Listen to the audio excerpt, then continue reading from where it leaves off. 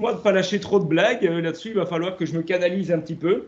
Et on va avoir donc ce webinaire qui sera articulé en 3 parties. La première partie qui sera présentée par Michael, hein, que je remercie, Michael Scoyer, mon collègue et ami à la LA. Et puis par la suite, j'interviendrai pour vous donner quelques exemples de mise en pratique de politique d'échauffement en entreprise. Et puis après, dans la troisième partie, on aura un petit débat questions-réponses. Alors pour ce faire, pour les questions-réponses, on a choisi de fonctionner de cette manière-ci avec Michael. C'est que vous avez un chat, hein, donc vous avez la possibilité de converser. Donc au-dessus, tout au-dessus, vous avez affiché la conversation.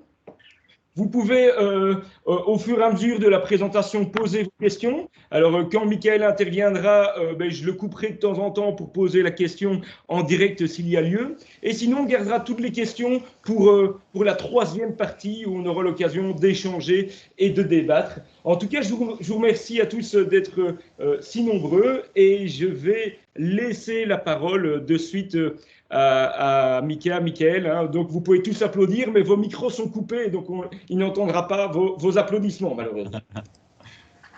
Voilà, mais merci Nicolas pour cette introduction.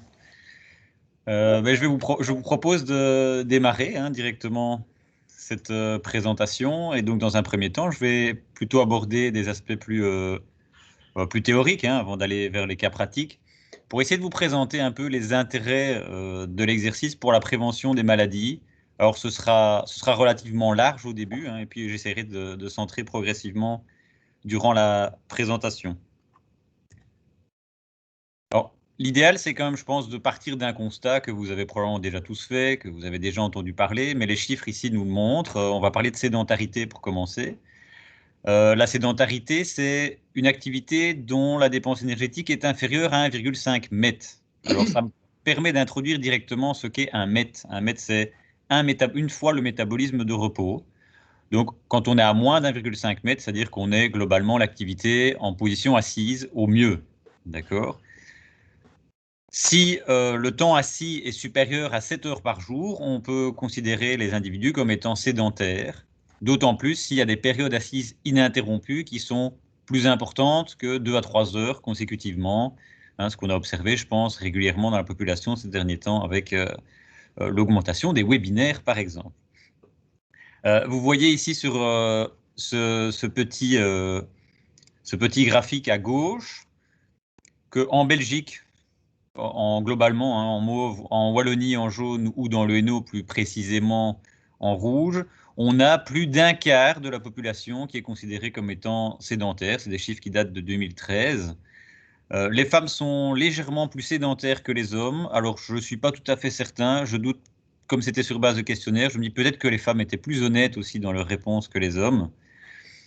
Et on remarque que, surtout, il y a une grande augmentation chez les jeunes de cette sédentarité. Si on regarde ici sur le schéma plutôt à droite, le temps assis, alors vous avez là, en fait, ordinateur et console les jours sans école ou les jours d'école. Ça, c'est en rouge, les jours sans école, les carrés rouges, et les ronds rouges, les jours sans école, les jours d'école, pardon. Ben, vous voyez que le temps passé devant l'ordinateur et la console va en moyenne, en 2014, jusqu'à 5h18 par jour quand on ne va pas à l'école. Donc, bien évidemment, là, c'est du temps qui est passé vraiment assis. D'où, pour l'humour, mais quand on dit « fais un temps magnifique, j'aimerais bien que tu ailles jouer dehors », voilà la réponse du jeune qui va alors se mettre dehors pour pouvoir jouer à la console.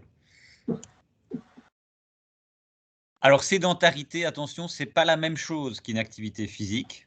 Donc, l'inactivité physique, c'est défini comme étant un niveau d'activité qui est inférieur au niveau recommandé pour la santé et notamment recommandé par l'Organisation mondiale de la santé. L'Organisation mondiale de la santé définit 3 niveaux d'activité, un niveau faible, un niveau modéré et un niveau soutenu. Alors le niveau modéré, c'est 3 à 6 mètres. Donc pour rappel, ça veut dire 3 à 6 fois la dépense énergétique de repos. Soutenu, c'est plus de 6 fois la dépense énergétique de repos. Les recommandations que vous connaissez peut-être déjà, mais sont celles-ci. On est en principe à soit 150 minutes d'activité modérée ou 75 minutes d'activité soutenue donc par semaine, ou alors une combinaison des deux qui arriverait à la même chose. Ça, c'est le minimum. Et les recommandations pour avoir plus de bénéfices vont plutôt vers 300 minutes d'activité modérée ou 150 minutes d'activité soutenue par semaine.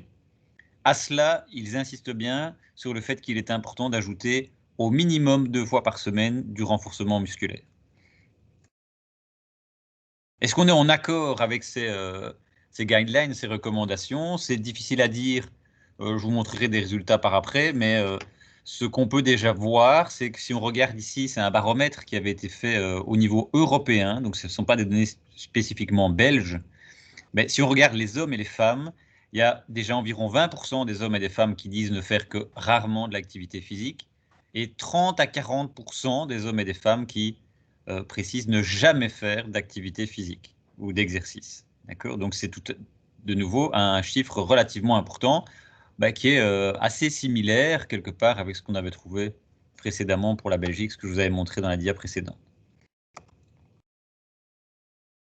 Alors, on a des données sur les jeunes, par exemple, qui nous montrent que le niveau d'activité physique diminue. Sur ce schéma ici à gauche, c'est la performance dans des courses de type endurance. Alors, l'année 2000, qui est plus ou moins ici, là où je suis en train de mettre le laser, c'est la référence 100%. Alors, ils ont pu observer que les individus couraient nettement plus vite sur les mêmes distances avant les années 2000. Et par contre, après les années 2000, et déjà depuis 85, on a une diminution qui est constante de ses capacités. En fait, les performances ont diminué d'environ 5% tous les 10 ans, en tout cas pour des chiffres qui ont été observés en Asie, mais je pense qu'on doit être dans le même ordre d'idées en Europe. Donc le niveau d'activité physique a fortement chuté en peu de temps. Et bien, il faut savoir que l'homme n'est probablement pas adapté, puisque on n'était pas sédentaire à la base, et les modifications, la baisse du niveau d'activité a été trop rapide par rapport à, à notre vécu, et donc on va voir que ça a engendré des conséquences qui sont quand même relativement dramatiques parfois. Alors toujours dans cet ordre d'idées, je vais vous présenter cette étude qui date d'un peu moins de 10 ans, mais qui est vraiment très très intéressante, qui a été publié dans une grande revue. Vous avez à chaque fois, j'en profite pour vous le dire, les références des articles en haut pour ceux que ça intéresserait. Et donc cette étude a pu mettre en valeur, en évidence que il y avait plus de gens qui étaient inactifs que de gens qui fumaient. On était à 35% de personnes inactives, 26% de fumeurs.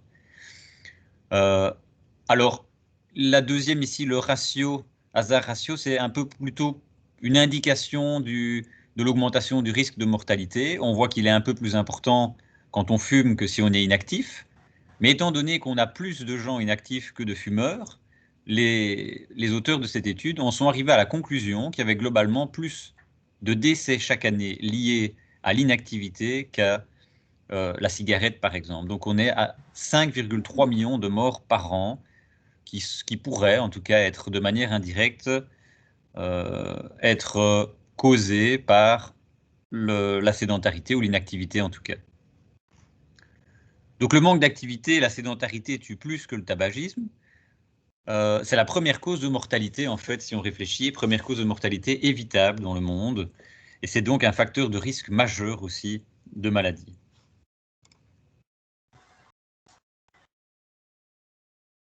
Alors, je vous ai parlé d'inactivité, je vous ai parlé aussi de position assise.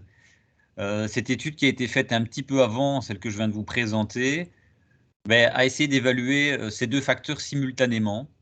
Et donc, sur l'axe ici des X ici en bas, vous voyez, vous avez la quantité totale d'activité physique qui est décrite en mètres heures par semaine. Alors en mètres heures, c'est-à-dire qu'on multiplie le nombre de mètres. Imaginons vous faites une activité à 6 mètres. Pendant 1 heure, ça vous fait 6 mètres heures par semaine. Si vous faites une activité à 3 mètres pendant 2 heures, ça vous fait aussi 6 mètres heures par semaine. D'accord? Donc comme ça permet d'avoir une idée de la quantité et de la qualité de l'activité physique en un seul indice. Alors, si on regarde sur ce schéma, on voit que les gens qui pratiquent le plus d'activité physique, donc ici à gauche, et qui sont le moins de temps assis, donc en noir, vous voyez qu'en noir, les gens passent moins de 3 heures assis par jour. En assuré, on est à 3 à 5 heures assis par jour, et les points, c'est plus de 6 heures assis par jour. Donc, on voit ici, on a notre référence, et puis on a, par rapport à cette référence, si on est au-dessus de 1, ça veut dire qu'on augmente le risque de mortalité. Cette étude ici a été faite sur les hommes et sur les femmes. Moi, je vous présente un peu au hasard uniquement les données pour les femmes.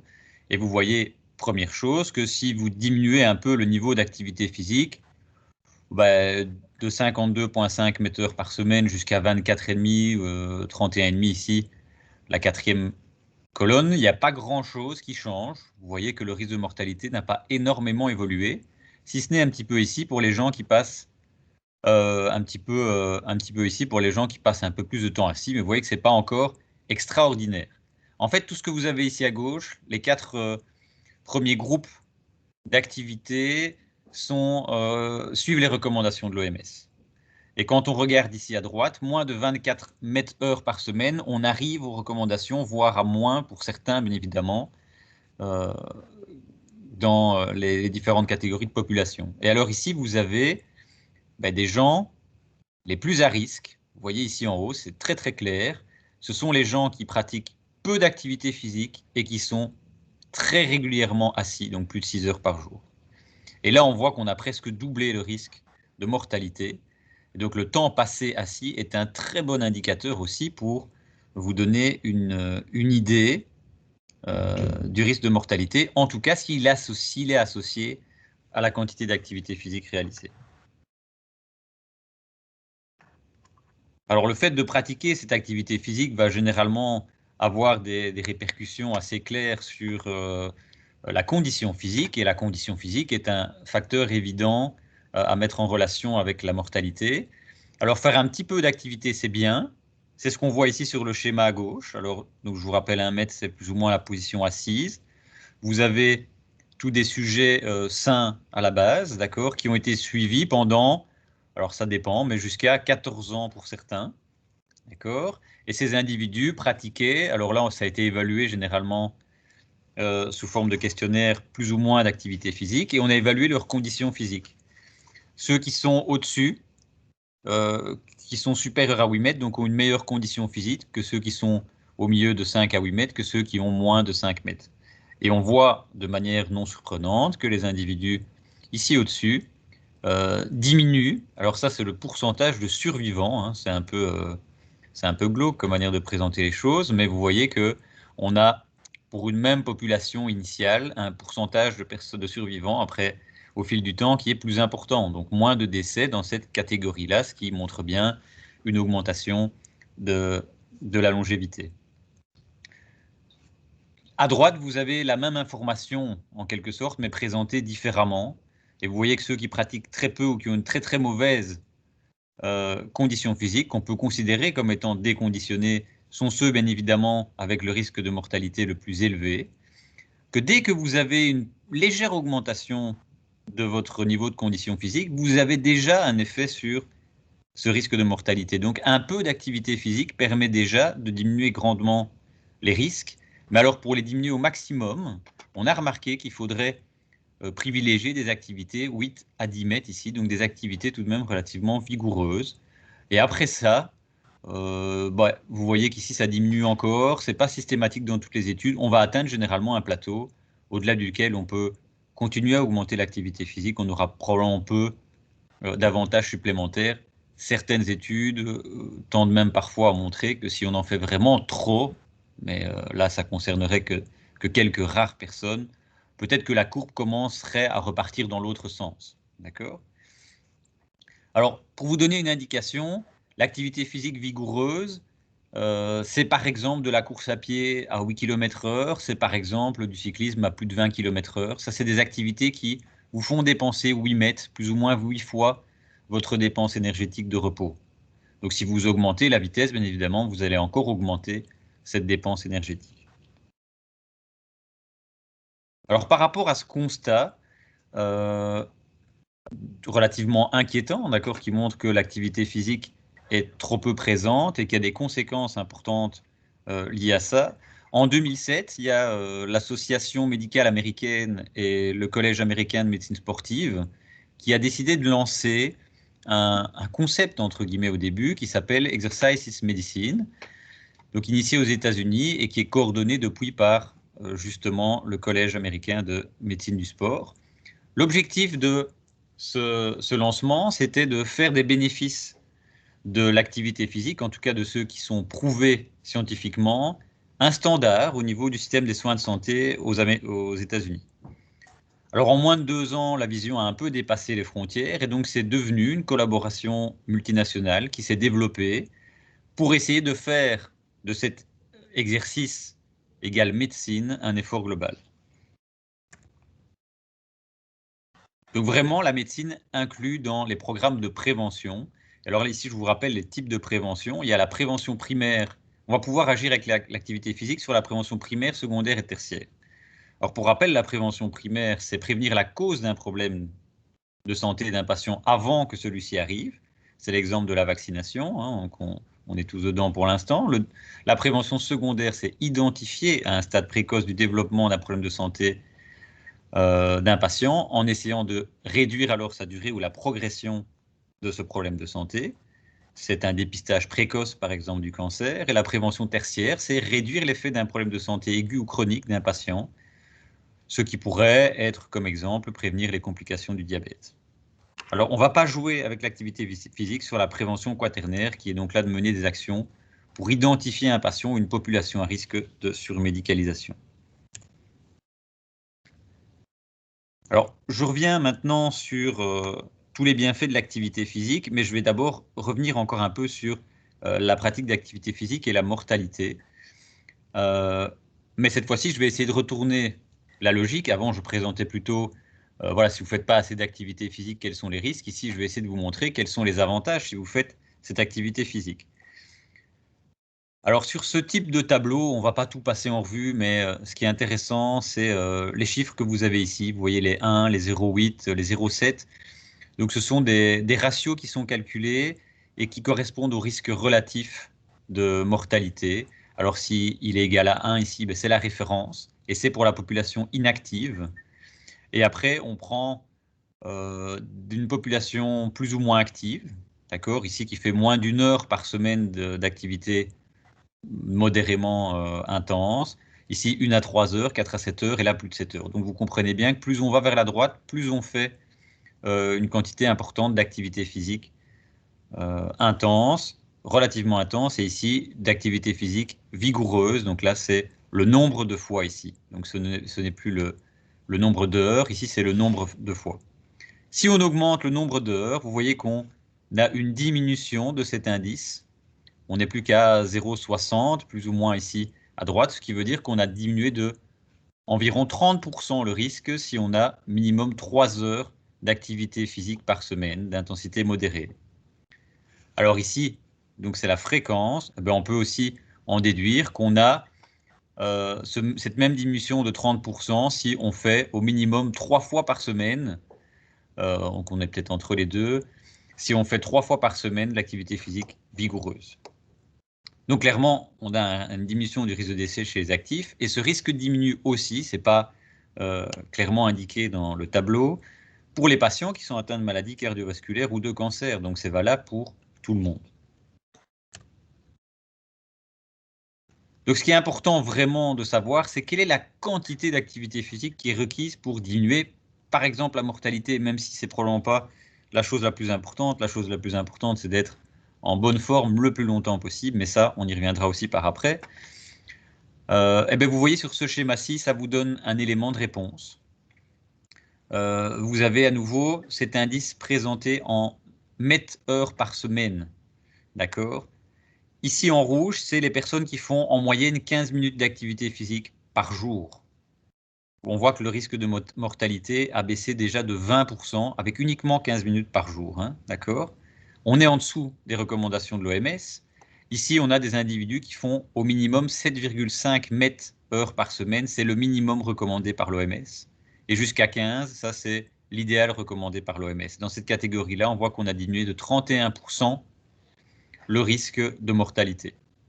Alors vous voyez que c'est ce que je disais tout à l'heure, ça va encore diminuer après, mais légèrement, et que dans certains cas, comme ici, on voit que ça pourrait même éventuellement remonter un petit peu par après. On a des résultats similaires, quel que soit l'âge, le sexe, la présence d'une pathologie préexistante, dans d'autres études, qui montrent donc bien que l'activité physique permet d'augmenter l'espérance de vie. Alors ici, c'est des études spécifiques à la course à pied, mais elles sont intéressantes parce que c'est un suivi qui a été réalisé sur 15 ans. D'accord. Et vous avez toute une série de paramètres qui ont été évalués différemment. Donc, soit le nombre de minutes par semaine pratiquées, la distance, alors ce sont en miles par semaine, la fréquence, le nombre de fois par semaine que l'individu faisait son entraînement, la quantité totale en mètres minutes par semaine et la vitesse réalisée. Vous voyez que de toute façon, ici c'est la référence, ce sont des gens qui ne courent pas. Donc les gens qui ne courent pas ont le risque le plus élevé de mortalité comparativement aux coureurs. Et puis pour les coureurs, eh bien, très vite vous voyez que ce soit donc la première catégorie ici, elle correspond à ce que vous avez en dessous. Donc ce sont des gens qui courent moins de 50 minutes par semaine, qui font environ 10 km par semaine, 1 à 2 fois par semaine, d'accord? Et donc vous voyez que déjà chez ces individus-là, on a un effet relativement intéressant, une bonne diminution du risque de mortalité. Donc ce qui signifie que c'est assez vite rentable, si on prend en tout cas la course à pied, de pratiquer l'activité physique. Il faut savoir que la course à pied est tout de même une activité physique qui demande une dépense énergétique relativement importante. Alors ce que je trouve aussi encore peut-être tout aussi intéressant, c'est ce schéma que vous avez à droite. Alors sur le modèle là, vous avez des gens, les deux premiers ici, ce sont des gens qui n'étaient pas coureurs et qui ne se sont jamais mis à la course à pied. C'est eux qui ont le risque le plus élevé de mortalité. Ici, vous avez des gens qui étaient coureurs et puis qui ont arrêté de courir. Vous voyez qu'ils ont tout de même un risque nettement moins grand de mortalité. Ils ont diminué ce risque de 21%. Donc le fait d'avoir pratiqué la course à pied pendant toute une période les a déjà protégés pour la suite aussi de leur vie.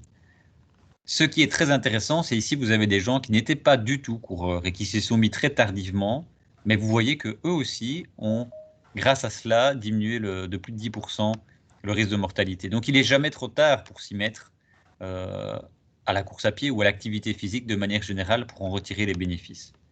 Alors bien évidemment, ceux qui ont le plus de gains sont ceux qui étaient coureurs à pied et qui sont restés coureurs à pied. Voilà une bonne raison pour faire de l'activité physique. Hein. Vous voyez, avant 35 ans, c'est plutôt, pour certains en tout cas, peut-être pour modéliser son corps. Hein, mais quand on a plus de 35 ans, on se dit que bon, on a encore le temps. Hein, mais voilà, le risque approche et donc on va se mettre à faire de l'activité physique. Et puis il y a d'autres problématiques qui vont arriver, l'ostéoporose, enfin plein de shit, hein, comme c'est écrit sur l'illustration avec un peu d'humour. Alors l'activité physique est très intéressante aussi pour les risques cardiaques. Donc là, je vais partir plutôt vers différentes pathologies. Vous avez donc toute une série d'études hein, qui ont montré cela. Je vais vous en présenter une plus particulièrement, mais ces études, ce sont généralement des suivis qui ont été réalisés sur 12 à 20 ans.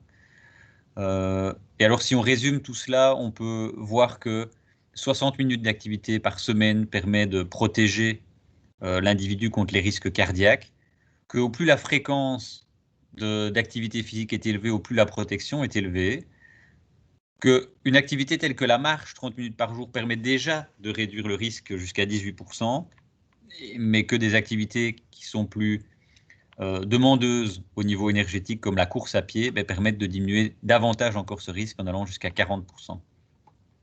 Tout ça, c'est indépendant du BMI, donc ça veut bien dire que c'est valable pour donc de l'indice de masse corporelle, c'est vraiment valable pour toutes les personnes. Vous voyez à droite, c'était une illustration de ce que je viens de vous montrer. C'est les maladies cardiovasculaires chez les femmes. C'est une incidence cumulée donc en fonction de l'âge atteint, le nombre de personnes qui vont, de pourcentage de personnes qui vont avoir des problèmes cardiovasculaires.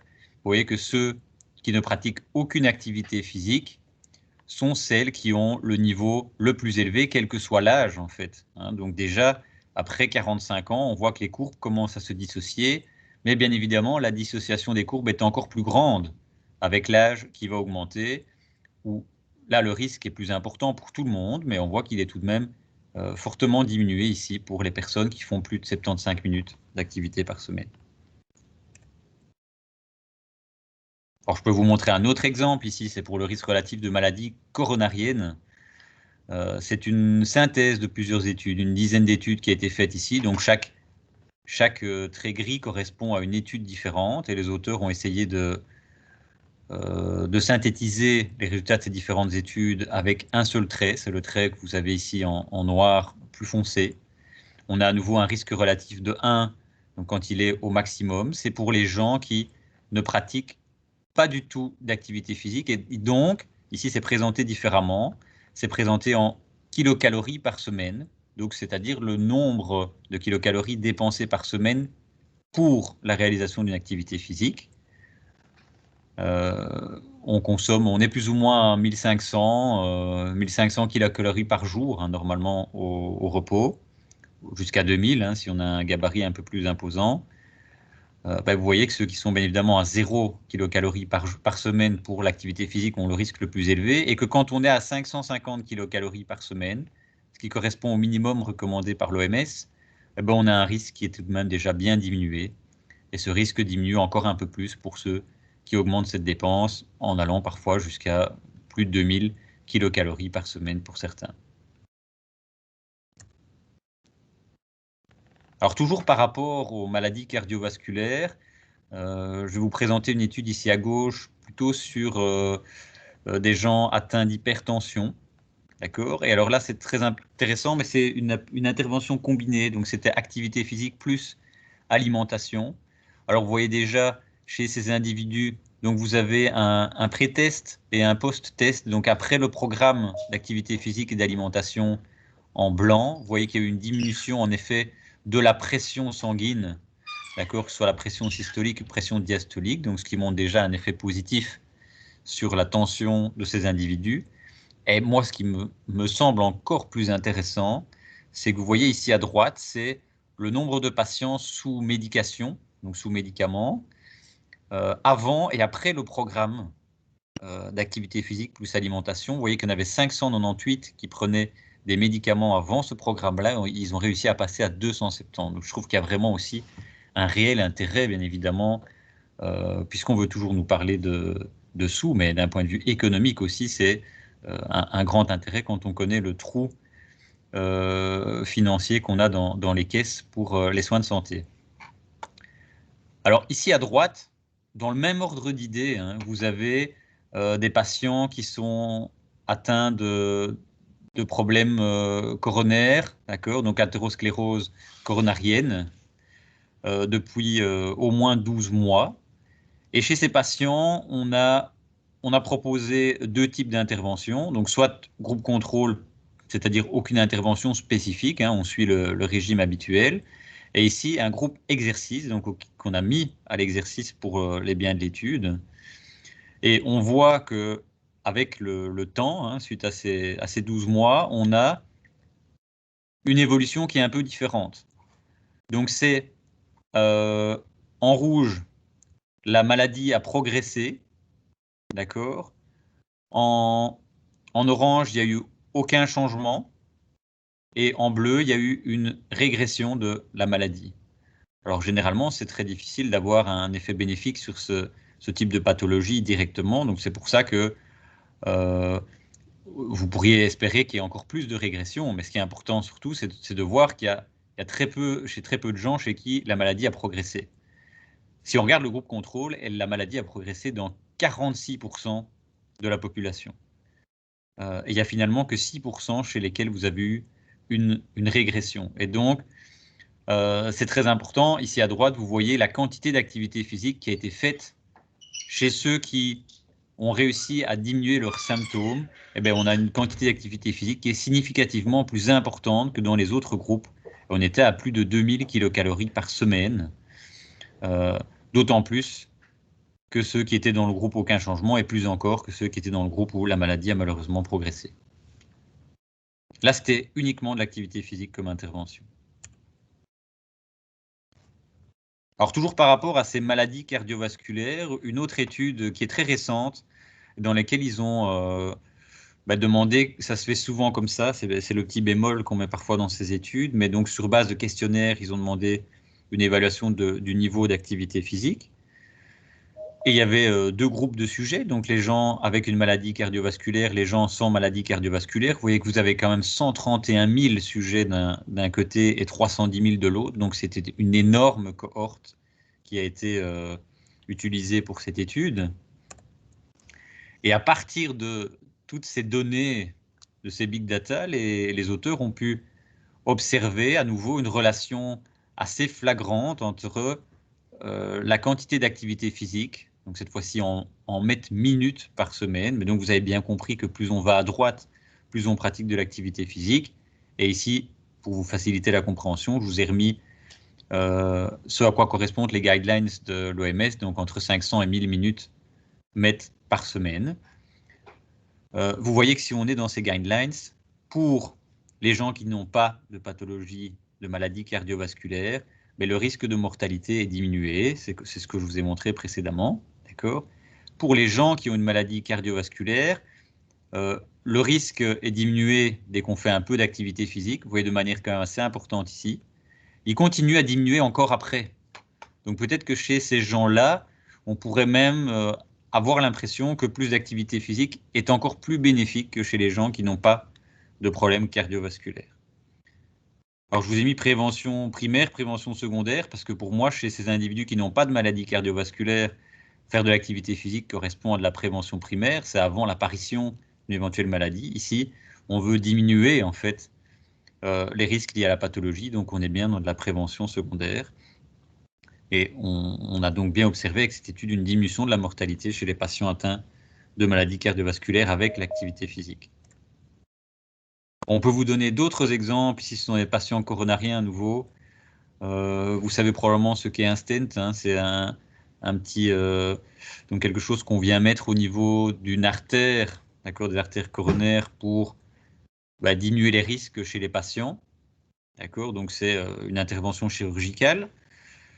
Alors c'est une étude qu'on pourrait probablement plus faire aujourd'hui parce que d'un point de vue éthique, les règles se sont un peu corsées parce que là ils ont fait deux choses. Il y a dans un groupe ils ont mis un stent et dans un groupe ils ont fait de l'exercice. Aujourd'hui probablement qu'on obligerait à mettre au moins le stent. Et vous voyez que vous avez ici le pourcentage de personnes qui sont qui n'ont pas eu d'événements malheureux, d'accord, durant le suivi. Le suivi qui est en mois, hein, qui est représenté ici, donc de 0 à 12 mois. Et vous voyez les pointillés, ce sont les individus qui ont eu le placement d'un stent, et en continu, ce sont les individus qui ont fait de l'exercice physique. Et on a beaucoup moins de problèmes chez les patients, d'accord. C'est l'inverse, je me suis trompé, c'est au-dessus, hein, ceux qui font l'activité physique. Et donc, vous voyez qu'au final, il y a davantage qui n'ont pas eu de problématiques par rapport à ceux qui ont uniquement eu le stent. Vous voyez ça dans les chiffres ici. On est à 35 patients toujours sans problème pour ceux qui ont eu le stent et 45 pour ceux qui ont eu l'exercice, alors que initialement, on était dans un groupe relativement équivalent au niveau du nombre. Donc là, même l'exercice physique se montre plus intéressant que certaines techniques. Maintenant, l'idéal serait probablement de combiner les deux pour les patients coronariens. Alors, vous avez un exemple ici, un peu autre. C'est une fois qu'on a une pathologie, enfin, c'est comme la diapositive précédente, est-ce qu'il peut être intéressant de réaliser de l'activité physique pour diminuer les conséquences liées à certaines pathologies? Oui, bien évidemment. C'est ce qui a été montré très récemment pour des patients victimes d'un choc septique. Alors, généralement, quand on est victime d'un choc septique, bon, on a une diminution de la masse musculaire. Alors, c'est ce que vous pouvez voir ici. C'est un peu technique, mais c'est le groupe contrôle, d'accord? Donc, on n'est absolument pas intervenu sur ce groupe-là. Et vous voyez tout type de fibres musculaires. Alors, on évalue la section en micromètres carrés, d'accord?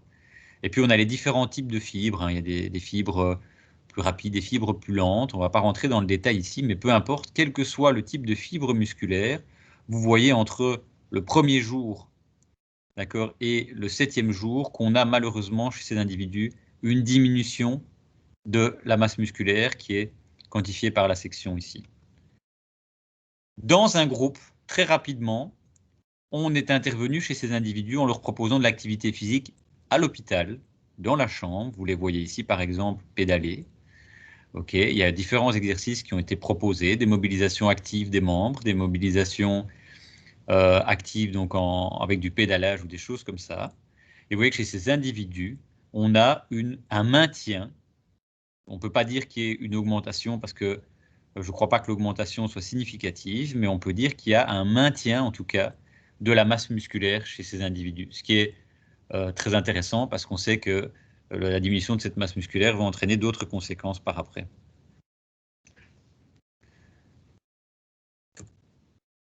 Alors, on a aussi des bénéfices sur le système respiratoire avec l'activité physique. La diminution de l'inconfort lié à l'asthme, c'est des choses qui ont été démontrées. La diminution de la dépendance pour un traitement justement lié à l'asthme. L'augmentation du confort respiratoire, l'augmentation du bien-être. Bref, tout ça vous montre qu'on peut avoir une augmentation de la qualité de la respiration et une diminution, bien évidemment, de l'essoufflement. Alors, très récemment, puisqu'on en parle beaucoup pour l'instant, bien évidemment, avec l'actualité, il y a une étude qui a été menée sur le Covid-19 et qui a évalué la quantité d'activité physique réalisée sur 48 000 patients sur les 2 années qui précédaient la pandémie. Alors, ce n'est pas qu'ils leur ont demandé quelle était la quantité d'activité physique qu'ils faisaient 2 ans avant, c'est tout simplement qu'ils sont retournés chercher dans leur base de données, donc tous des sujets qui étaient venus plusieurs fois et pour lesquels ils avaient au moins 3 fois des informations sur l'activité physique qu'ils avaient réalisée entre le 19 mars 2018 et le 18 mars 2020. Donc, à partir de là, ils ont pu les classer en des individus qui, de manière assez claire, étaient inactifs, donc ils faisaient 0 à 10 minutes ici d'activité par semaine, des individus qui faisaient un peu d'activité, de 11 à 150 minutes par semaine, et des individus qui étaient en accord avec les guidelines et qui faisaient donc plus de 2h30 d'activité physique par semaine. Alors les résultats sont pas surprenants hein, quand on connaît tous les bienfaits de l'activité physique, mais en tout cas ils sont très clairs. Il y a une diminution très importante. Ici, vous avez entre parenthèses le pourcentage d'hospitalisation pour les différentes catégories. Donc une diminution du nombre de personnes hospitalisées, une diminution du nombre de personnes admises aux soins intensifs, d'accord, ça c'est l'admission aux soins intensifs, et une diminution de décès liés au Covid-19 chez les patients atteints chez les patients ayant pratiqué de l'activité physique de manière relativement importante les 2 années précédentes. Ce qui montre que l'activité physique peut aussi être un mécanisme protecteur contre des maladies comme le Covid-19. Donc voilà, ici c'est le gouvernement du Royaume-Uni qui a résumé les différents effets prouvés de l'activité physique très récemment.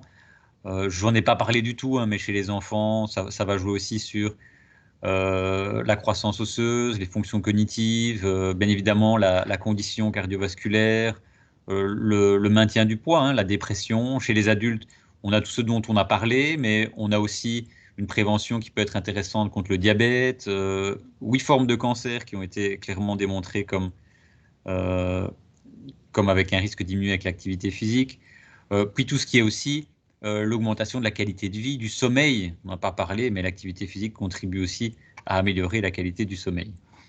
Pour les adultes plus vieux, ça peut aussi diminuer le risque de chute, par exemple, et permettre de garder une fonction physique relativement importante. Alors, bien évidemment, si les nombreux bénéfices de l'activité physique pouvaient être condensés dans une seule pilule, c'est pas de moi, hein, mais ça constituerait probablement le médicament le plus prescrit au monde, d'accord? Et donc, voilà, je pense que tout le monde a intérêt à se bouger de la manière dont il veut. Ça, chacun se fera sa propre idée. Et puisqu'on parle justement de médicaments, il faut savoir que la prescription médicale d'activité physique, c'est quelque chose qui existe de manière déjà plus fréquente dans certains pays, hein, notamment dans les pays scandinaves. qui ont fait une étude là-dessus et ils ont pu montrer que, alors pour les patients de tout type inclus, hein, des patients atteints de troubles musculo-squelettiques, de troubles métaboliques, de troubles psychiatriques ou autre chose, ostéoporose, asthme, etc. Et bien pour tous ces patients, si on leur prescrit de l'activité physique, on remarque qu'ils ont réellement augmenté le niveau d'activité physique à 6 et 12 mois après avoir eu cette prescription, ce qui montre que tout de même, prescrire l'activité physique semble motiver les gens, les conscientiser en tout cas à l'importance de pratiquer celle-ci. Et chez ces individus, il y avait globalement une augmentation de la qualité de vie. Je vous résume ce que vous avez indiqué sur le tableau, mais une augmentation de la qualité de vie qui persiste jusqu'à 24 mois. Alors, il y a des choses dans la commune de Tigny, par exemple, qui ont déjà été testées sur la prescription médicale de l'activité physique, mais je pense qu'on est vraiment pas très loin en Belgique par rapport à ça. C'est pourtant vraiment une piste pour les maladies qui permettrait probablement de diminuer aussi la médication, mais une piste aussi pour les troubles musculo-squelettiques. Alors, en termes justement de troubles plutôt liés, donc ici, on va dire qu'on est plus dans le domaine de l'ergonomie, hein, mais pour la prévention primaire des lombalgies, vous voyez ici une revue de littérature qui a été réalisée en 2018. Alors, si vous avez la ligne ici, la ligne vous montre un risque de 1, donc c'est le risque, la référence, si vous voulez, et si vous êtes plutôt à gauche, c'est qu'il y a une diminution du risque. D'accord? Alors là, ils ont repris toute une série d'études dans laquelle ils ont proposé des interventions qui incluaient de l'exercice physique aux patients. Et on voit que la grande majorité de ces études montrent un effet positif et que globalement, si on synthétise cet effet, on voit qu'on a une diminution de 33% du risque de lombalgie si on inclut l'exercice dans les programmes de prévention. On voit qu'on a aussi une diminution de 27% ici du risque de lombalgie si on fait un exercice combiné avec l'éducation du patient. Ça, c'est pour le risque d'apparition, mais on a aussi un rôle qui peut être joué sur la douleur ressentie. Et donc là, c'est l'intensité des douleurs. Il y a un peu moins d'études, mais on voit à nouveau que on a une diminution ici relativement importante, d'accord, de la sévérité, si vous voulez, des lombalgies. Donc la sévérité et l'incapacité liées aux lombalgies sont plus faibles dans les groupes exercices que dans des groupes contrôle. C'est ce qui ressort d'une méta-analyse qui a été faite à partir de plusieurs études. Alors plus spécifiquement, j'avais déjà eu l'occasion d'analyser certaines choses sur la course à pied, parce qu'on pense souvent que c'est quelque chose d'assez dramatique pour le dos. Le traitement qui inclut la course à pied diminue la douleur, en tout cas chez certains patients, d'accord, mais c'était des patients qui n'avaient pas de lombalgie chronique non spécifique, donc je pense qu'il faut rester à cette conclusion. Il faut peut-être investiguer pour chaque pathologie spécifique. Hein. Et donc là, c'est des patients qui n'étaient pas obèses aussi. Donc il faut bien dire que c'est peut-être valable que pour cette population-là, mais en tout cas, ce n'est pas systématique qu'on a plus de douleur si on fait de la course à pied. Et dans des gens qui avaient participé à un semi-marathon, donc des courses de 21 km, on avait aussi pu observer que 49% des coureurs estimaient avoir une amélioration de leur état au niveau lombaire suite à la participation à cette compétition, contre 27% une détérioration. Donc vous voyez que ça dépend un peu des individus. Mais ce qui a été montré par contre, c'est que chez des coureurs qui pratiquent depuis au minimum 5 ans, on a observé chez ceux-ci une augmentation de l'hydratation, une augmentation de l'hypertrophie, enfin une hypertrophie des disques lombaires, ce qui semble être par contre là relativement positif pour la solidité, on va dire, du dos. Alors, je terminerai avec cette petite phrase, hein, c'est pas pour faire la morale, mais finalement, ça date de 460 avant Jésus-Christ. Vous voyez, il y a très longtemps, les hommes supplient les dieux de leur donner la santé, mais ils oublient qu'elle dépend d'eux. Et je pense qu'on devrait tous être conscients que finalement, on a un rôle personnel à jouer là-dessus, et c'est peut-être notre rôle aussi d'essayer de transmettre ce message. Voilà, je vous remercie pour votre attention. Je remercie aussi au passage mon collègue Benjamin Letroy, Marc Franco, avec qui j'ai pu échanger et avoir quelques idées pour cette présentation. Merci à vous. Et donc, je vais laisser la place à Nicolas pour des détails un peu plus pratiques sur les bienfaits de l'activité physique, notamment en entreprise. Voilà, rebonjour. Hein. Donc, je vais partager la présentation. En tout cas, Michael, je te félicite et je te remercie pour l'intervention. J'ai de l'écho, moi. Attendez, je vais regarder. Est-ce que vous m'entendez? Voilà, il y avait un micro qui était allumé, donc maintenant ça fonctionne. Est-ce que vous avez ma présentation? Je pense que oui. Donc Michael, tu as bien entendu hein, les applaudissements incroyables de la foule. Hein. Merci pour cette belle présentation. Et le lien est tout fait hein, avec la sédentarité et les risques de TMS. Et voilà, avec le labo FFH, mais également avec pas mal de collègues ergonomes, hein, que ce soit de chez Coesio, CESI, Mensura ou Atensia. On a essayé de mettre en place depuis une bonne dizaine d'années de la pratique sportive, je ne voudrais pas dire sportive, mais plutôt de l'activité physique en entreprise. Et on a essayé de développer ça de différentes manières. Hein, la difficulté étant de lutter hein, contre certaines... vous voyez, hein, Guillaume, hein, contre certains stéréotypes hein, de l'activité physique. Hein. Faire du sport. Tu m'as déjà vu courir? On dirait que je teste une nouvelle drogue. Ou faire des tractions. Même faire une roulade, j'y arrive pas. Et chaque jour, je me dis que je vais me mettre au sport. Voilà, hein, chaque jour, je vais essayer de me mettre au sport. Hein, donc, vous aviez Guillaume là, pour cette petite introduction, hein, la difficulté donc, pour certaines personnes de se remettre au mouvement. Je vais commencer hein, parce que je pense que vous êtes certainement à la recherche d'outils très pratiques par rapport à cette thématique d'activité physique en entreprise. J'imagine que vous connaissez un document qui a été publié par l'INRS il n'y a pas si longtemps que ça, en 2018, hein, qui faisait une revue de la littérature sur les pratiques sportives, les pratiques physiques pardon, au travail. Et les conclusions, malheureusement, ne vont pas toutes dans le même sens. C'est-à-dire que les différentes études qui ont été analysées montrent finalement que tout le monde ne fait pas la même chose en entreprise et qu'en fonction du milieu dans lequel on agit, donc c'est-à-dire en fonction du type de métier que pratiquent les opérateurs, on va avoir des impacts différents. Par contre, il montre bien dans cette revue de la littérature que chez les travailleurs sédentaires, le fait de faire des renforcements musculaires hein, permet de diminuer le risque de troubles musculo-squelettiques. Donc, c'est ce que Michael vous a montré tout à l'heure. Alors, très important à retenir hein, par rapport à la démarche de mise en place d'activités physiques en entreprise, cette approche doit être bien sûr complémentaire par rapport à d'autres actions préventives. Donc, les actions préventives à mettre en œuvre dans un premier temps, hein, c'est bien d'agir sur l'environnement de travail, donc l'agencement des postes de travail, mais également l'organisation du travail. C'est une dia que Séverine Delneufcourt a réalisée, je pense qu'elle nous suit, hein, donc il aura peut-être l'occasion d'en discuter avec nous tout à l'heure.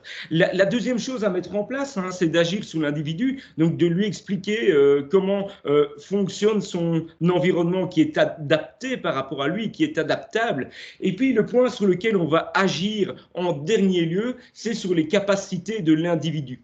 Alors, les capacités de l'individu, agir sous le vieillissement. Alors, moi, ça fait des années que j'en parle. C'est très compliqué d'agir sous le vieillissement. Hein, sur l'environnement psychosocial et les facteurs individuels, on en parlera peu, mais on va se focaliser dans cet après-midi sur la condition physique des travailleurs.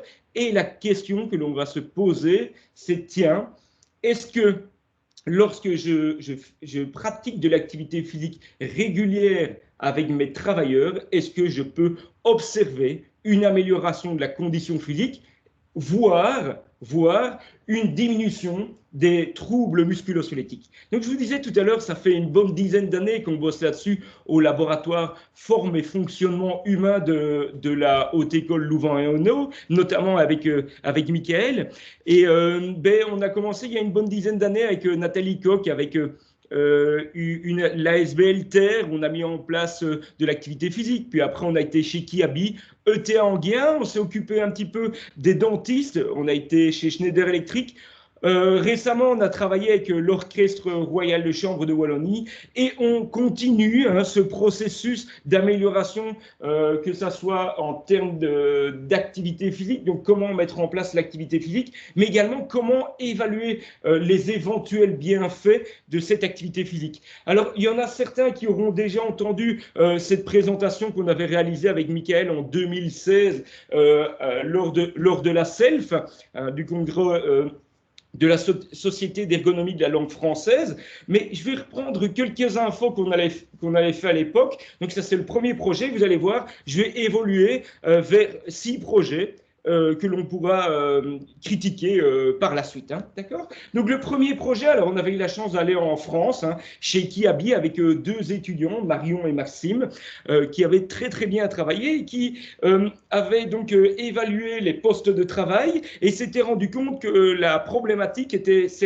surtout des gestes répétitifs pour le membre supérieur, mais également des problématiques liées au niveau du tronc, donc des douleurs de dos, pour être plus précis. Qu'a-t-on fait dans l'entreprise ? On a essayé d'avoir une approche ergonomique, donc on a travaillé avec le conseiller en prévention pour adapter les postes de travail. Nous avons également réalisé une approche individuelle par rapport aux gestes et postures. Donc tout ça a été fait en amont, donc quelques années avant le travail spécifique sur la condition physique. Qu'a-t-on fait pour essayer d'améliorer la condition physique de nos travailleurs ? Mais la question, c'était de se dire, est-ce que 6 à 8 minutes d'activité physique par jour suffisent à améliorer les aptitudes physiques et permettraient-elles de diminuer les douleurs de troubles musculo-squelettiques ? Alors, pourquoi seulement 6 à 8 minutes ? C'est simplement que ça a un coût très très important. Et dans la négociation qu'on a eue avec le directeur de site, il nous a dit, écoutez, je veux bien 6 à 8 minutes, mais plus, ça va me coûter très cher, sans en connaître l'efficacité. Donc, je vous donne 6 à 8 minutes. J'imagine que vous me poserez des questions là-dessus dans le débat de tout à l'heure. Donc, comment a-t-on fait ? Dans un premier temps, on a rencontré la direction. On a observé les postes de travail, comme je vous le disais. Nous avons sensibilisé la ligne hiérarchique et présenté le projet. Et nous avons préparé les séances d'éveil musculaire. Donc, on appelait ça plutôt éveil qu'échauffement, pour éviter cette connotation cours d'éducation physique qui est peut-être mal vue chez certains travailleurs, chez certaines personnes. Et nos étudiants ont formé des agents encadrants. Donc, ils ont formé, ils ont réalisé un beau cahier d'exercices là où il y avait beaucoup d'infos pour les encadrants qui allaient poursuivre le projet. Donc, nous avons réalisé des premiers tests que je vais vous détailler tout à l'heure au temps T0. Donc, on avait quand même une belle cohorte, donc 157 participants, 80 pour le groupe éveil et nous avions un groupe contrôle de 77. Vous voyez que, comme dans toute expérimentation, on a quand même certaines pertes et 5 mois après, vous voyez qu'on a quand même assez fortement diminué. C'est dû à la production du site, où on a pas mal de pics de production et puis des ralentissements. Alors, à quoi ressemblent ces échauffements, ces éveils musculaires ? Je vous montre une courte vidéo de Maxime en train d'encadrer. Il faut que je lance ma vidéo, il faut que je quitte mon pointeur. Hop. Non plus, excusez-moi. Voilà, donc il faut que j'enlève mon pointeur. Non, il n'est pas enlevé.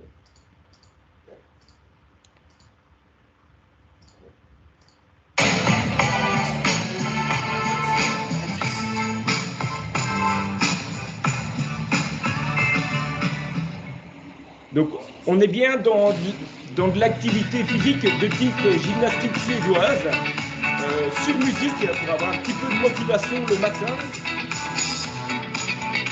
avec donc différentes mobilisations articulaires, mais également du renforcement musculaire, et à la fin de cette petite séance, des exercices d'étirement. Alors, vous ne l'avez pas entendu au début et à la fin, mais les travailleurs s'applaudissent pour se donner un petit peu de motivation. Et on voit que le fait d'attaquer le travail avec le sourire, ça permet d'oublier les petits soucis du matin. Donc, comment avons-nous procédé pour l'évaluation des gains ou des pertes en termes de conditions physiques ou de réduction des TMS? Nous avons fait toute une batterie de tests physiques, notamment le test de Riffier-Dixon qui est basé sur du squat avec un cardio-fréquence-mètre. On a également fait le test du sit-and-reach pour mesurer la souplesse de la chaîne postérieure. Et nous avons également fait des tests de force et complétés par des questionnaires. Alors, la population, vous voyez que la population est relativement jeune et peu ou pas sportif, ou en tout cas avec très peu d'expérience dans l'entreprise. Le BMI était assez élevé et on observait quand même pas mal de fumeurs. Donc, avec donc des gens qui étaient plutôt sédentaires en dehors de leur métier. Qu'est-ce que ça a donné? Donc, sur le fameux test de Riffier-Dixon dont je vous ai parlé juste avant, on observe chez le groupe qui a participé à l'éveil musculaire, on observe une diminution de l'indice de Riffier-Dixon, c'est-à-dire une amélioration de la condition physique. Vous voyez, petit astérix, c'est simplement pour vous montrer qu'il y a une différence significative, et vous voyez que cette différence augmente encore 5 mois après. Donc ça, c'est ce que vous expliquait Michael tout à l'heure, l'étude de 2015, le fait de faire de l'activité physique, même peu d'activité physique, augmente les capacités cardiovasculaires. On voit également que lors du test du sit-and-reach, on a une amélioration de la souplesse pour la chaîne postérieure ainsi que pour les membres supérieurs. Nous avons également mesuré l'indicateur de force, donc un test de préhension, et on voit qu'il y a eu une augmentation de la force. On sait que cette augmentation de la force est couplée, est fortement couplée avec la condition physique. Donc, on peut dire là, d'après les résultats, qu'il y a une augmentation de la condition physique de nos travailleurs. Alors, vous allez me dire, oui, c'est bien, mais qu'en est-il par rapport aux troubles musculo-squelettiques? Mais quand on posait la question à nos travailleurs, à nos opérateurs, on voit que sur base de questionnaires, on a une réduction des douleurs. Donc, c'est bien un ressenti. Alors, par la suite, on s'est dit, mais tiens, c'est dommage. En fait, on demande juste le ressenti du travailleur. Il faudrait aller plus loin et essayer de valider ça. Et donc, ça va être l'étude que je vais vous présenter juste après, où on a utilisé des examens cliniques de kiné pour voir s'il y avait réellement réduction de ces plaintes. Donc, pour conclure par rapport à l'étude que l'on avait réalisée chez Kiabi, l'éveil musculaire n'est pas un remède miracle, mais doit être appliqué avec l'ensemble des facteurs de risque. Donc, pour répondre à la question qu'on s'était posée, 6 à 8 minutes, oui, dans notre étude, ont permis d'améliorer les aptitudes physiques et ont permis de réduire les douleurs. Donc ça, c'était une présentation que certains avaient déjà suivie de Maxime et de Marion, je les en remercie. Et je vous avais dit qu'on avait été un petit peu plus loin. Donc, avec Séverine, on a mis en place chez Schneider Electric un programme d'éveil musculaire également. Et l'originalité de cette étude, ça a été de regarder cette diminution, d'observer cette diminution avec un protocole d'examen clinique. Donc, les séances d'activité physique, comme tout à l'heure chez Kiabi, on avait entre 5 et 10 minutes d'activité physique. Là, vous voyez de nouveau des exercices que Julien Williams avait réalisés pour les encadrants. Donc ça s'est passé il y a déjà quelques années, hein, en 2017. Hein, voici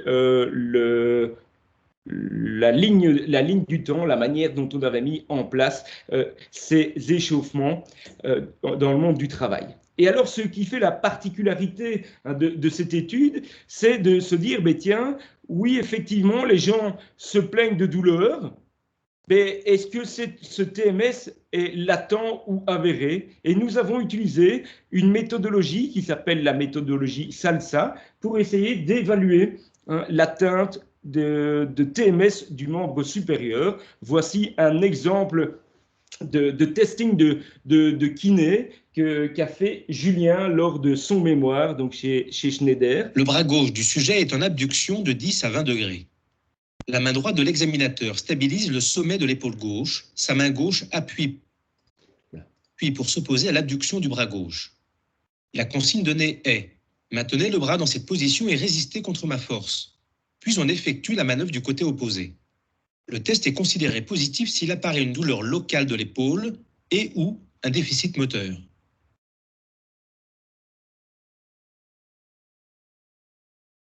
Donc voilà un des tests, une des manœuvres cliniques qui a pu être réalisée chez les personnes qui se sont plaintes pendant 4 jours au cours des 7 derniers jours.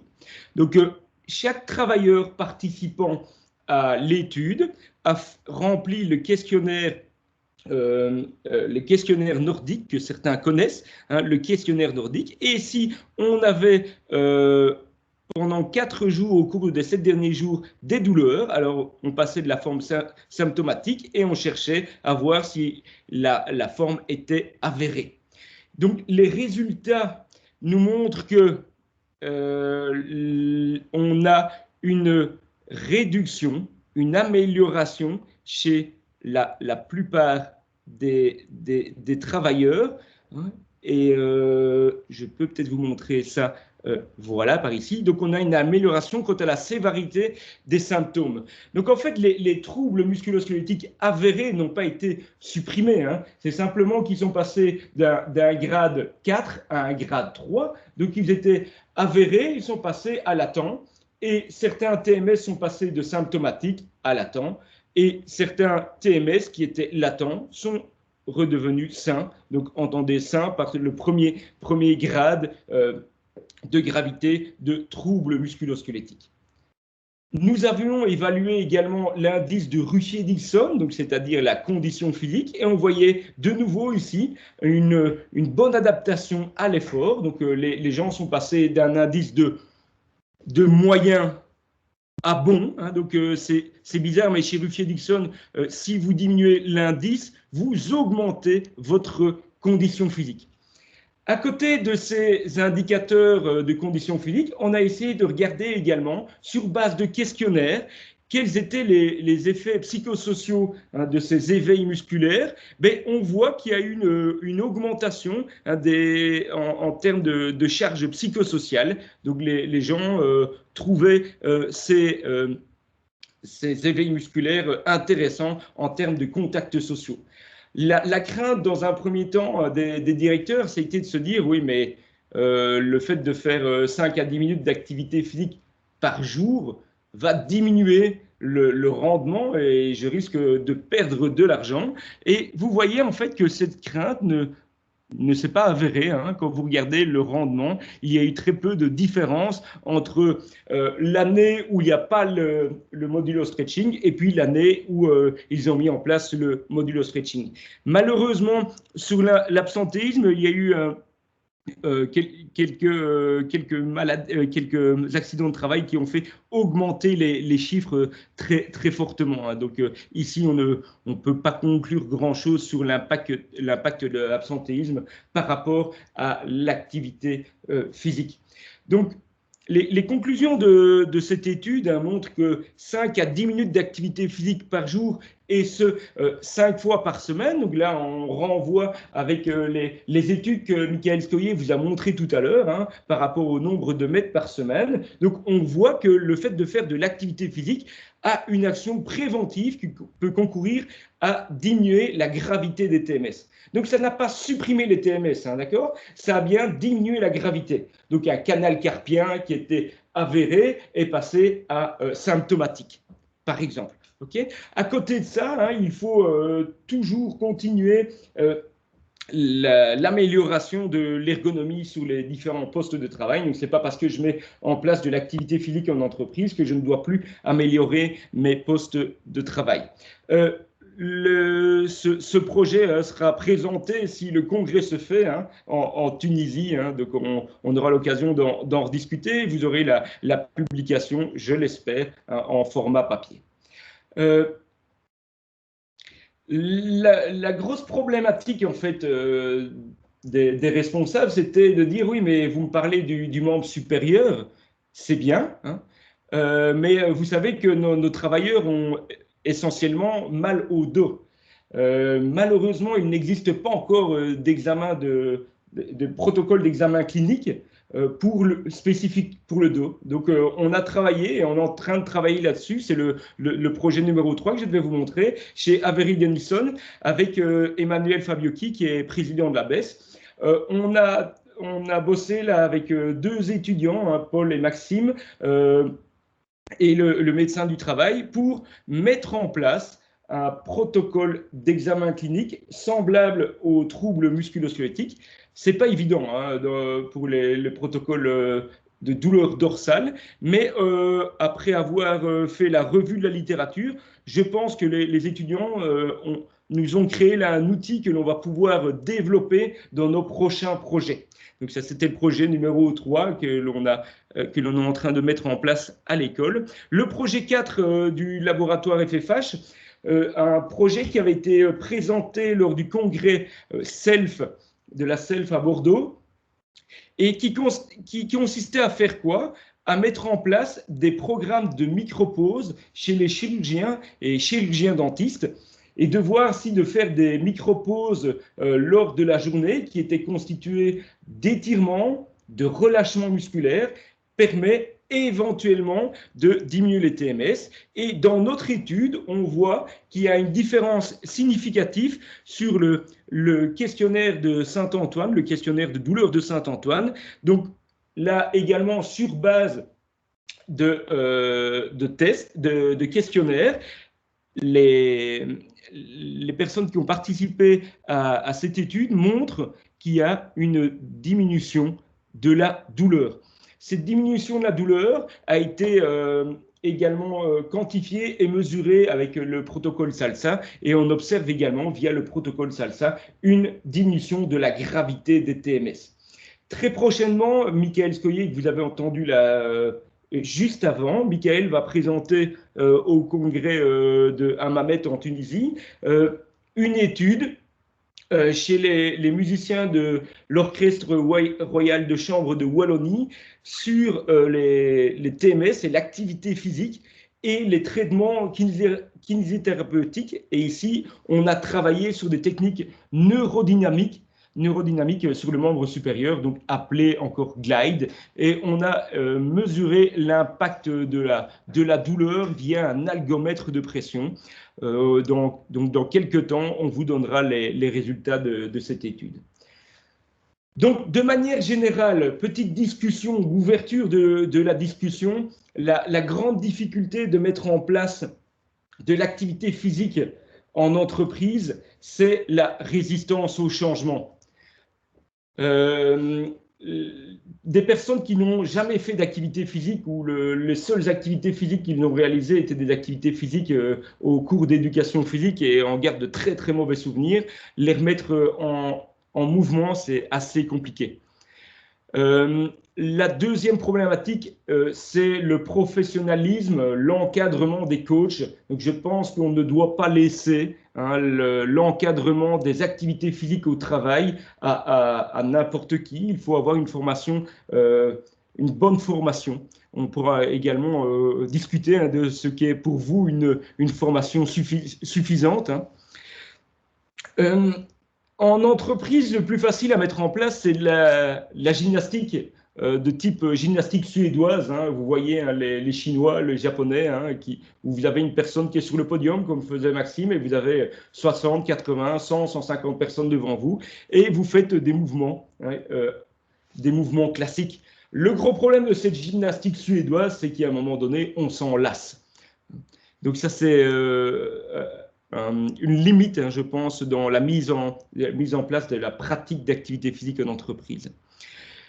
Un point positif quand même, hein, c'est qu'on a remarqué, et on ne l'a pas quantifié, malheureusement, il faudrait qu'on le fasse, mais pour certains travailleurs, ça permet d'apprendre à mieux connaître son corps.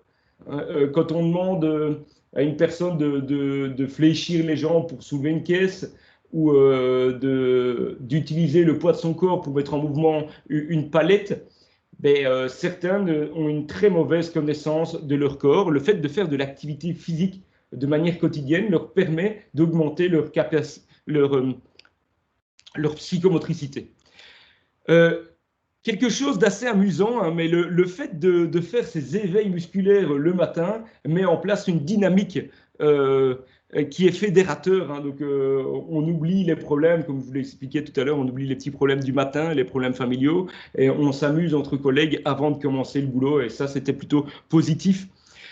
Et alors, chose que l'on n'a pas quantifiée non plus, mais qui impacte certainement très fortement les résultats que je vous ai présentés, c'est que pour certains travailleurs, ça a été l'occasion de se remettre à l'activité physique. Donc certains travailleurs se sont dit, ah ben tiens, c'est vrai que mes 5-10 minutes d'activité physique par jour, je me sens mieux, et c'est vrai que je reprendrai bien du tennis avec les copains, je me remettrai bien à la course à pied ou à la marche. Et donc, vous me direz, ouais, ça représente un biais par rapport à vos résultats que vous présentez. Non, ce n'est pas un biais. Hein. L'objectif est bien de remettre les personnes en mouvement, de les sortir de la sédentarité. Donc, pour moi, hein, si ces personnes font de l'activité physique en dehors de l'entreprise, c'est une bonne chose. Et pour lutter contre le travail sédentaire, certains d'entre vous ont peut-être été téléchargés un document qui a été récemment réalisé par l'INRS et qui montre comment évaluer le comportement sédentaire au travail. En fait, c'est relativement simple, hein, avec nos nouvelles montres connectées, avec nos GSM, on a pas mal de capteurs qui permettent de quantifier, de mesurer la non-activité ou au contraire l'activité physique. Et cette activité physique, certaines entreprises, certains clubs sportifs en jouent et essayent de remettre de nous sortir de notre sédentarité en nous lançant des challenges sportifs, hein, notamment avec l'application Strava. Chez nous, à la Haute École, mais j'imagine que dans pas mal d'entreprises, il y a eu ce type de challenge qui a été lancé là, pendant la crise Covid pour motiver les travailleurs à refaire de l'activité physique. J'ai été un petit peu vite, mais comme ça nous permet de garder un bon quart d'heure pour les questions et débats. Je vous remercie pour votre écoute et la parole est à vous. Hein, donc, vous pouvez utiliser le petit onglet pour lever la main. Hein, comme ça, je peux identifier les personnes qui ont des questions à poser. Et peut-être que Michael, tu as pu relever aussi certaines questions qui sont apparues dans le chat. Et on va essayer de débattre ensemble et de répondre à vos questions. Ouais. Alors, on peut éventuellement commencer. Moi, il y avait 2 questions dans le chat, donc je peux déjà répondre à celle-là. Donc, il y avait une question qui a été posée pour savoir si les résultats positifs que j'avais présentés au début valaient aussi pour les personnes qui font beaucoup d'activités physiques dans leur travail avec du stress. Alors, c'est une très bonne question. Je ne peux pas dire que je sais répondre parce que je n'ai pas lu d'études spécifiquement sur l'activité physique dans un travail où il y a beaucoup de stress. D'accord ? Généralement, on évalue plutôt la quantité d'activité physique globale réalisée par les individus. C'est très intéressant de voir ça. Maintenant, on sait que l'activité physique a un rôle jouent un rôle très très important. J'avais montré que ce sont vraiment des effets confirmés, un rôle très important sur la diminution du stress, justement. Donc je pense que même si on a beaucoup de stress au travail, ça ne peut être que positif si on fait de l'activité physique. Si, à l'exception peut-être, si l'activité physique, parce que ça devient le cas chez certains, devient un stress organisationnel. Il y en a qui arrivent à une telle dépendance au niveau de l'activité physique que s'ils n'ont pas leurs 2 heures par jour, ils en sont malades. J'exagère un petit peu, hein, mais et dans ce cas-là, quand on a tout à caser durant la journée, ben, c'est un stress peut-être supplémentaire de se dire ouais, quand est-ce que je vais faire mon activité. D'accord? Donc il faut bien concevoir ça dans une organisation globale et a priori, dans ce cadre-là, ce sera toujours positif par rapport au stress. Et alors j'avais une autre question, j'espère que j'ai bien répondu Merci. par rapport à celle-là. Voilà, bah, avec plaisir. Qu'en était-il de la production d'hormones lors de la pratique sportive, en pensant plutôt à l'endorphine? Ben ça c'est clair, hein, que l'activité physique libère des endorphines, qui sont des hormones qui sont libérées par le cerveau et qu'on appelle un peu les hormones du bonheur, hein, qui nous permettent de nous sentir un peu plus léger, un peu mieux, etc. Alors ça renforce aussi ces hormones, le système immunitaire, donc ça a un effet positif probablement là-dessus. Et c'est justement ces hormones qui vont jouer sur le stress, hein. On parlait juste avant du stress, il y a un lien entre les deux, puisque on l'appelle parfois l'hormone anti-stress, hein, les endorphines. Donc oui, il est clair que la pratique d'activité physique permet la libération euh, de, d'endorphines, et c'est d'ailleurs ce qui engendre parfois chez certains, quand elles commencent à être très régulières, une certaine dépendance. On dit que l'activité physique euh, peut finalement devenir une drogue, mais une véritable drogue en fait, puisqu'on ressent le besoin de toujours la pratiquer si on le fait dans des volumes très très très importants, hein. Ça concerne très peu de monde. On peut ressentir la nécessité de pratiquer cette activité systématiquement. Donc voilà pour les questions qui avaient été spécifiquement posées par rapport à ma partie. Je vous remercie pour celle-ci. Je vois qu'il y en a d'autres, mais je vois aussi que Noël Jérôme lève la main, donc peut-être on peut d'abord écouter cette question. Oui, c'est moi qui ai posé la question par rapport à l'endorphine et je voulais un petit Ah complément. voilà. Oui. Voilà. Dans le sens où, enfin, bonjour à tous, pardon, hein, je suis un peu impoli, excusez-moi. Je vous félicite pour la qualité des présentations. Je n'avais aucun doute sur Nicolas, que je connais de longue date également, mais je découvre Michael et je suis ravi de la qualité des présentations. J'en viens à ma question pour pas être trop long. Je voulais voir un peu de quelle manière on pouvait objectiver justement les douleurs ressenties, ou plutôt les douleurs qui diminuent liées à cette production d'endorphines. Parce qu'évidemment, je dirais, on a le sentiment, et c'est très bien, parce que la santé mentale est évidemment très importante, ainsi que la santé physique, pour plusieurs raisons. Mais je me dis, est-ce que d'un point de vue physiologique, on peut mettre en évidence ce bienfait-là, indépendamment du fait que la personne dise, tiens, je me sens mieux, je me sens bien, je ne ressens plus les douleurs que j'avais auparavant. Voilà un peu plus spécifiquement l'objet de ma question. En fait, indirectement, on pourrait l'évaluer parce on pourrait mesurer, mais alors c'est plus compliqué, hein, c'est pas quelque chose que nous on a fait ici au labo, mais on pourrait évaluer la quantité d'endorphines en fait, hein, sécrétées ou libérées, en tout cas présentes dans la circulation. Et à partir de là, ben, connaissant l'effet antalgique, on peut en déduire un effet antalgique lié à la production d'endorphines. Donc c'est plutôt de manière indirecte qu'on peut l'évaluer. Après, il y a d'autres tests, hein, qui sont mis en place pour définir si oui ou non la personne a vraiment moins de douleur. Maintenant, on rentre dans un sujet assez délicat parce que la douleur, c'est quelque chose qui reste souvent subjectif. Il y a beaucoup de moyens d'évaluation qui sont assez subjectifs. On va prendre des échelles de la douleur. Ben, comme tu l'as très bien dit, après une activité physique, souvent on se sent mieux. Donc peut-être que si on nous demande à certains, enfin ça dépend, hein. Quand c'est la première fois, on a un peu plus mal après. Mais après, on va se dire, ouais, non, je me sens bien, j'ai plus trop mal au dos, j'ai plus trop mal. Voilà, mais ça reste subjectif, ces manières d'évaluer. Mais avec une évaluation de la concentration des hormones et tout, on pourrait faire ça de manière plus objective, en fait.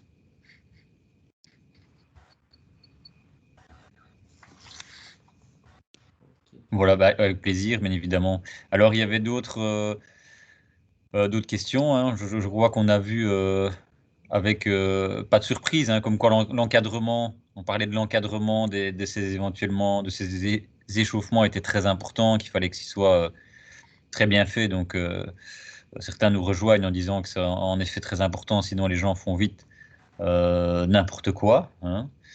Mais alors il y avait une question pour savoir comment ça avait été reçu auprès de l'ORCW. Donc je suppose c'est ce qui a été reçu, c'est tout ce qui a été mis en place, et principalement l'activité physique et la kiné. Je suppose que c'était un peu en lien avec ça. Je ne sais pas si Nicolas, tu veux répondre? Bon, on a été très bien reçu, hein, l'ORCW. Donc, on a des musiciens qui jouent des instruments à cordes là, plusieurs heures par jour, hein. Donc, quand je dis plusieurs heures, il est pas rare qu'ils jouent 8 à 10 heures par jour, hein. Et souffrent évidemment de douleurs très importantes au niveau du membre supérieur. Et donc, quand on leur a proposé de venir avec des kinés pour essayer de diminuer leur douleur, ben, on a été évidemment accueillis les bras ouverts. Alors, ce que l'on a fait à l'ORCW, ce n'est pas des échauffements comme vous l'avez vu de type gymnastique suédoise où on a une personne sur le podium avec de la musique et tout le monde bouge, mais on a plutôt travaillé des exercices de neurodynamique, hein. Donc on a fait des glides, donc des mouvements de coulissement, de glissement. Les étudiantes qui ont travaillé sur le sujet ont également fait pas mal de massothérapie, hein, et d'étirement. Et elles ont évalué la réduction de la douleur, pas uniquement sur base de questionnaires, mais si avec un algomètre de pression. Alors, qu'est-ce qu'un algomètre de pression? C'est un appareil relativement simple, c'est une jauge où plus vous appuyez fort, plus vous avez de newton qui est envoyé donc sur un certain nombre de centimètres carrés. Et donc, on prend les trigger points, donc les points douloureux avant entraînement, et on revient évaluer la même douleur à la pression après le traitement. Voilà, donc ce qui a été fait. Alors les résultats, moi je ne les ai pas ici, hein, Michael, mais on pourra les dessiner lors du congrès, et je pense qu'on pourra mettre ta présentation que tu feras en Tunisie par la suite, hein. Oui, tout à fait. Voilà.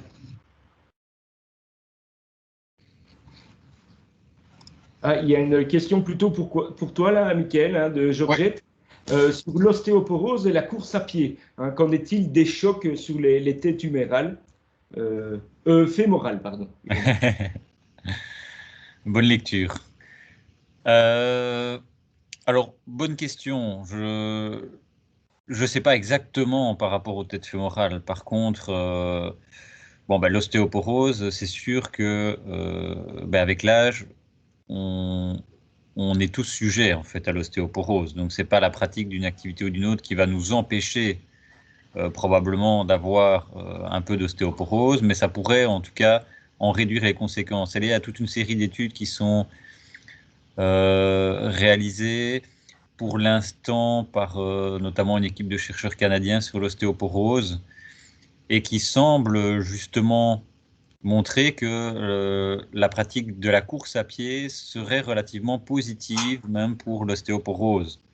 Alors plutôt en anticipation, c'est-à-dire que les gens qui pratiquent une activité physique avec choc, hein, donc ici plutôt la course à pied, pourraient avoir justement une diminution du risque d'ostéoporose. Mais tout ça, je vous dis ça au conditionnel parce que j'ai pas encore eu connaissance de toutes ces études assez récentes, mais on n'en est pas en tout cas à ce qu'on avait imaginé auparavant, des risques relativement importants au niveau des articulations avec la course à pied.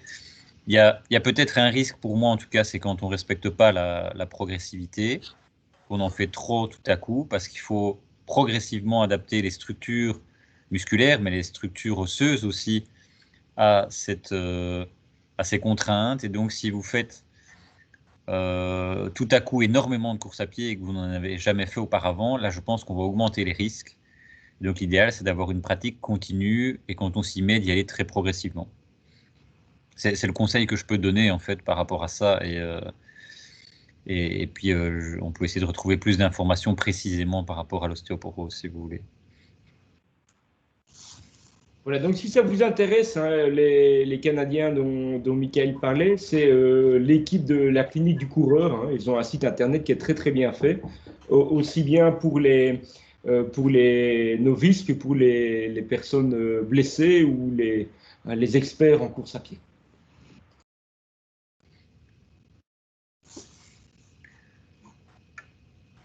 Voilà, avec plaisir. Hein. Voilà, je ne sais pas si vous avez d'autres questions, parce que là, le webinaire touche à sa fin, en tout cas par rapport à l'enregistrement au temps initialement prévu. Mais je vois qu'on a tout de même une autre question qui est tout à fait judicieuse. Peut-être, Nicolas, tu veux y répondre, mais c'est juste, hein, ça c'est quelque chose qu'on a souvent en entreprise, hein, les gens qui disent qu'ils pratiquent déjà de l'activité physique sur le lieu de travail.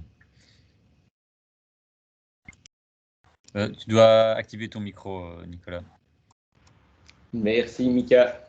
Donc, effectivement, c'est souvent des questions que l'on a, Marie, en entreprise, hein, quand on essaye de mettre en place de l'activité physique. Les gens disent déjà, ouais, mais moi j'ai une activité au travail qui est très énergivore. Et est-ce que je dois encore faire de l'activité physique en dehors de mon métier?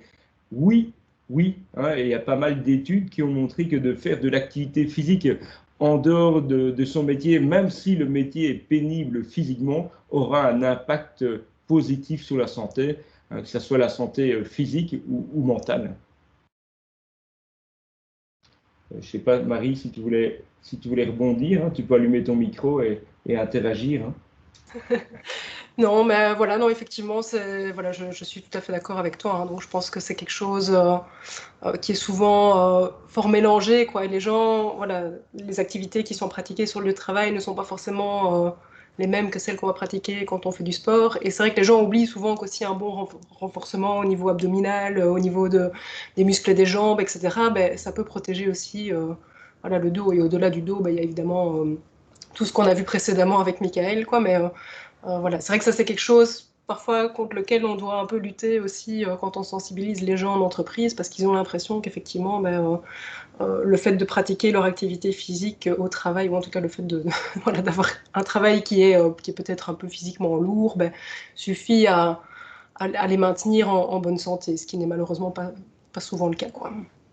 Si je peux rebondir là-dessus, parce que je trouve que c'est très, très intéressant. En fait, souvent, en entreprise, donc en effet, il y en a qui font beaucoup d'activités physiques, hein, on peut le comprendre sur le lieu de travail, mais souvent, c'est souvent peu de l'activité de type endurance. Et donc, on sait que ces activités sont très importantes aussi sur le système cardiovasculaire et qu'il y a beaucoup de bienfaits que je vous ai présentés qui sont surtout liés à ça. Donc, il n'y a pas de problème pour eux, en tout cas pour les 2 séances de renforcement musculaire. Mais je pense que c'est parfois, alors dans des entreprises où probablement les deux conditions sont remplies, mais souvent c'est probablement ce qui manque un peu d'activité de plus longue durée, où vraiment on va augmenter fortement la fréquence cardiaque, par exemple. Voilà, je vois qu'on a une autre question. Hein. C'est peut-être la suite par rapport à ça, donc on va laisser la parole à Huguette, si je ne me trompe pas. Oui, merci. Je voudrais juste ajouter à la conversation qu'il y a dans la littérature plutôt anglaise, il y a un terme qui est utilisé qui s'appelle le paradoxe physique, the physical paradox, dans lequel on explique aux gens que la répétitivité, ça donne peut-être un effet d'endurance, mais qu'il y a quand même les risques de TMS qui doivent être envisagés et qu'il faut se rendre compte que même si on est fatigué, ça ne veut pas dire qu'on a bien travaillé. Et avec les étudiantes ergothérapie ici à Hasselt, on est en train d'essayer de trouver un moyen d'assister les gens qui font du travail physique dans leur réflexion. Mais on vient de démarrer, c'est pour ça que je suis en train de parcourir la littérature. Et comme vous savez, du côté néerlandophone, c'est plutôt la littérature anglo-saxonne qu'on envisage. Ouais. Chez nous aussi, hein, c'est sûr qu'on est plutôt dans cette littérature-là, et je trouve que ce paradoxe-là est très très juste, parce qu'en fait, on peut faire le même parallèle avec les sportifs. Si vous prenez, je vais prendre un exemple flagrant, les tennismen, c'est très bien, ils font de l'activité physique, d'accord, c'est ce qu'on recommande à tout le monde. Mais il y en a très peu qui n'ont pas de troubles musculo-squelettiques de tennismen. Donc c'est sûr qu'il faut trouver un bon compromis. C'est ça qui est compliqué. Oui, merci en tout cas pour cette réflexion vraiment très pertinente. Je crois que tout le monde doit avoir ça en tête. Hein. Merci Gaëtte. Il y a Ingrid qui souhaiterait également intervenir. Oui, moi, c'était une petite réflexion par rapport au fait que c'est vrai que souvent en entreprise, les travailleurs font du travail plutôt de force et peu de cardiovasculaire. Mais justement, à ce propos-là, je pense quand même qu'en dehors, les conseils à faire du travail de renforcement, mais de rééquilibrage, c'est aussi quelque chose qui peut être envisagé parce que quand on est dans des problèmes de TMS et de travail répétitif, le travail de rééquilibrage musculaire peut être quelque chose à envisager, qui peut être quelque chose de très intéressant. Très, très certainement. Oui, tout à fait. C'était ma réflexion. Ouais, très pertinent, merci beaucoup. Voilà. Merci Ingrid. Merci à vous et merci pour la qualité de la présentation. Avec plaisir. Merci de nous avoir écoutés. Alors, y a-t-il d'autres questions, d'autres remarques, des envies de débattre d'autres choses? Je vois que Alain a allumé sa caméra. Oui, d'abord m'excuser, j'avais une autre réunion, je suis arrivé à la fin, mais je voulais dire que normalement tu as enregistré, donc on va mettre en streaming, et j'en profite pour dire que avec la BEF, vous verrez ça dans le prochain BEF Flash, on a créé une chaîne YouTube pour pouvoir mettre toutes les vidéos des webinaires. Donc vous aurez un lien bientôt, on va revoir la vidéo à qualité si on sait la mettre et la retravailler un petit peu peut-être. Parce que Nicolas dit souvent des bêtises, donc il faut couper les bêtises de Nicolas. Et donc voilà, donc simplement pour vous dire ça. Et pareil pour les DIA, je vous ai envoyé l'attestation de présence, mais quand Nicolas et Mickaël m'envoient leur PDF de DIA, je vous les envoie à tout le monde. Ou Nicolas peut les envoyer, hein. Tu as les emails, tu peux envoyer à tout le monde les 2 PDF avec les DIA de tout le monde. Comme ça, c'est complet, quoi. Voilà, oui, c'est ce que je voulais vous dire. Et je suis content qu'Ingrid puisse aller à des terrasses en Luxembourg, hein, Ingrid. Hein. Oui. Ingrid, elle a gardé c'est le fait sur le fait. Voilà. Pardon?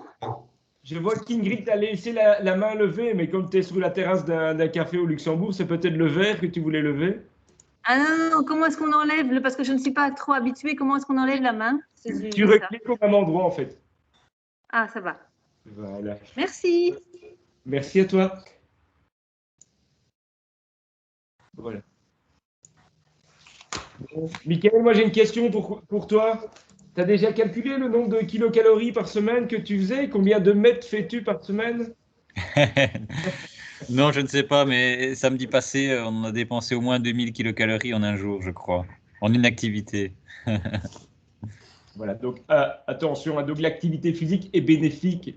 Hein, mais si on arrive à faire un certain seuil, hein, mais peut être délétère si on en fait de trop. Hein, donc il y a toujours ce bon niveau, hein, ce bon ratio à garder, et il faut bien avoir ça en tête, je pense. Voilà. Voilà, mais moi je voulais juste à mon tour vous remercier aussi hein, pour votre écoute et puis ces échanges intéressants, parce que je vois que certains nous ont remerciés, mais peut-être qu'on peut vous remercier aussi pour d'avoir été là et d'avoir participé de manière intéressante aux échanges après nos présentations. Voilà, j'espère qu'on pourra se recroiser prochainement. Et bon après-midi à tous, sportez-vous bien, bougez, hein, comme dirait Magic System, c'est important. Au revoir Merci à tous. beaucoup, au revoir. Au revoir à tous, bon après-midi. Salut. Au revoir. Et bon anniversaire en Au revoir. Merci. Au revoir. Au revoir et bon week-end à tout le monde. Bon week-end à Merci. tous. Au revoir. Au revoir. Au revoir, merci beaucoup, bon week-end. Ciao, ciao.